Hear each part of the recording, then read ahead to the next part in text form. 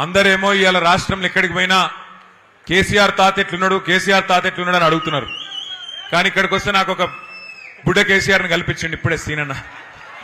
ఆయన మన్మన్ పేరే కేసీఆర్ అని పెట్టుకున్నాడు. అంటే ఎంత ప్రేమ ఉంటే ఒక నాయకుని మీద గుండెల్లో ఎంత అభిమానం ఉంటే ఒకళ్ళ పేరు పెట్టుకుంటారో మీ అందరికి కూడా తెలుసు. మీ సంఘ సమస్యలే కాదు, మరి సమాజంలో ఉన్న సమస్యలు కూడా అన్ని అర్థం చేసుకుని ఇవాళ ఒకవైపు బీఆర్టీయూలో బలంగా పనిచేస్తూ మరొక వైపు మీ సమస్యల పరిష్కారం కోసం కొట్లాడుతున్న హమాలి సీనన్నకు ఒకసారి గట్టిగా చప్పట్లతో అందరం కూడా అభినందనలు చెప్దాం. ఒకసారి సీనన్న మన కార్మిక విభాగం మీటింగ్కి వచ్చిండు. వచ్చి ఆ మీటింగ్ లో మాట్లాడిన మాటలు నేను మొత్తం కేసీఆర్ గారికి చెప్పిన. ఏం చెప్పిండంటే, అన్న నా బిడ్డకు పెళ్లి చేసినప్పుడు నేను అక్కడ మన భువనగిరి ఆలేరు ప్రాంతంలో గింతంత జాగమ్మిన గుట్ట దగ్గర జాగమ్మితే ఆ రోజు గింత రేటు వచ్చింది. ఇవాళ ఈ కాంగ్రెస్ ప్రభుత్వం వచ్చినాక మొత్తం రేటు పడిపోయింది, మొత్తం పొట్టు అయింది పరిస్థితి అని చెప్పిన మాట నేను సార్ దగ్గర దాకా పోయి చెప్తే, ఒకసారి తప్పకుండా కలుద్దాం, హమాలీల సమస్యలు ఏంటి అని అడిగిండు సార్.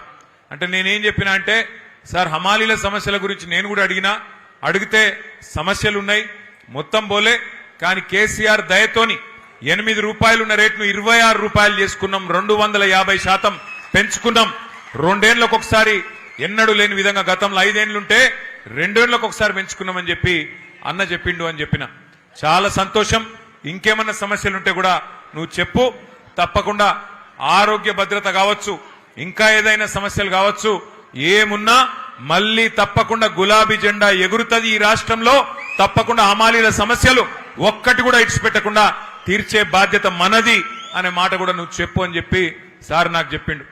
మరి మీకు తెలుసు, కేసీఆర్ సార్ వచ్చిన తర్వాత తెలంగాణలో మన ప్రభుత్వం వచ్చిన తర్వాత ఏ తీరుగా వడ్లు వండినాయి, ఏ తీరుగా సాగు విస్తీర్ణం పెరిగింది నాకంటే బాగా మీకే తెలుసు. ఎందుకంటే మోసటోనికి తెలుస్తుంది కష్టం, బస్తాలు మోస్తే తెలుస్తుంది కష్టం తప్ప డైలాగులతోని పంచి డైలాగులతోని ఏమి కాదు. మీరేమో కేసీఆర్ సార్ వచ్చినాక బస్తాలకు బస్తాలు పుట్లకు పుట్లు వడ్లు మీరు మోసిండ్రు.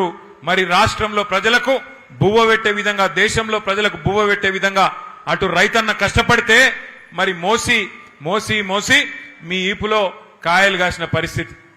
మీరేమో బస్తాలు మోసి, వడ్ల బస్తాలు మోసి, బియ్యం బస్తాలు మోసి మీరు కష్టపడ్డారు. మరి ఇవాళ ముఖ్యమంత్రి గారు ఉన్నారు, ఆయన కూడా కష్టపడుతున్నాడు. ఏం సంచులు మోస్తున్నాడో నాకంటే బాగా మీకే ఎరక, ఏం సంచులు మోస్తున్నాడో యాడికి మోస్తున్నాడో మీకే ఎరక.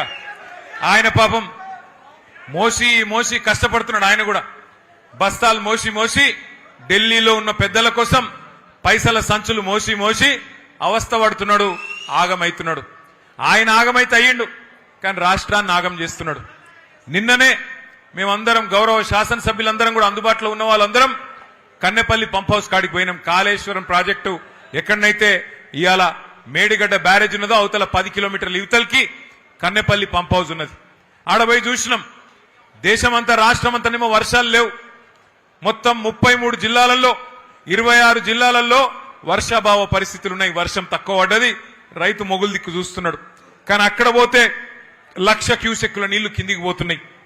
ఎందుకంటే KCR sir project, Kaleshwaram project ఎక్కడ కట్టిండంటే, మొత్తం ఎక్కడన్నా సరే కరువు ఉన్నా వర్షం లేకపోయినా గోదావరిలో ఏ పాయింట్లనైతే నీళ్లుంటాయో అగో గా పాయింట్ దేవులాడి లెంకులాడి అక్కడ ప్రాజెక్టు కట్టిండు. నిన్న అక్కడ పోయి చూస్తే 1,00,000 క్యూసెక్కుల నీళ్లు కిందికి సముద్రంలకు ఉత్తగానే పోతా ఉన్నాయి.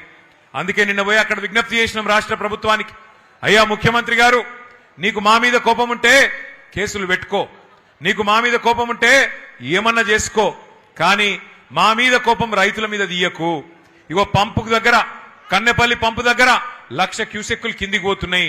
ఆడ నువ్వు చేయాల్సిందల్లా 2 పంపులు చాలు చేస్తే చాలు, మొత్తం రాష్ట్రం అంతా సుభిక్షంగా అవుతుంది కాళేశ్వరం ప్రాజెక్టు వల్ల, దయచేసి ఆ పని చెయ్యు అంటే చేస్తలేడు.